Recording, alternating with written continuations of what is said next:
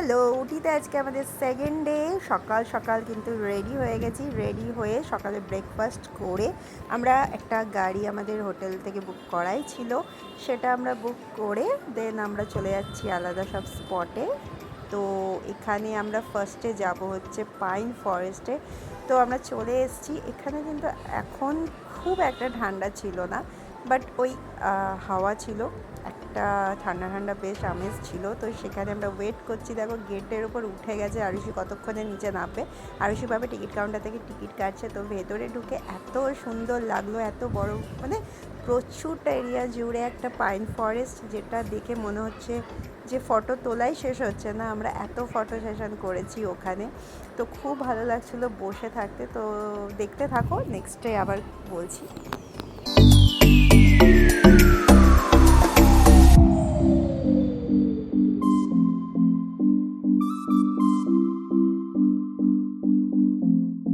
এখানে কিন্তু আমরা পাইন ফরেস্ট থেকে বেরিয়ে এই জায়গাতে আরেকটা স্পটে চলে এসেছি, যেটা হচ্ছে অনেকটা উঁচুতে উঠতে হবে।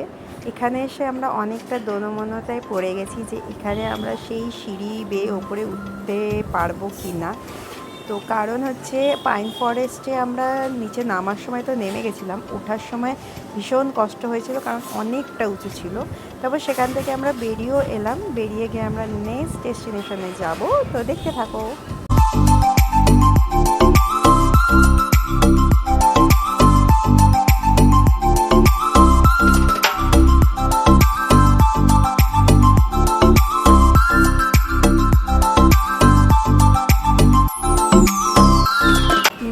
ডেস্টিনেশন যেটা খুবই সুন্দর ছিল, সেটা হচ্ছে পাইকারা ওয়াটারফল, যেখানে আমরা এসে দেখো অনেক বড় লাইন। তো এখানে আমরা লাঞ্চটা একটু সেরে নিয়েছিলাম, তারপরে পাইকারা ফরেস্টের ভেতরে ঢুকেছিলাম। তো সেখানে গিয়ে দেখো আমরা হাঁটছি, কারণ যেখানে টিকিট কাউন্টার সেখান থেকেও অনেকটা হেঁটে আমাদেরকে যেতে হবে।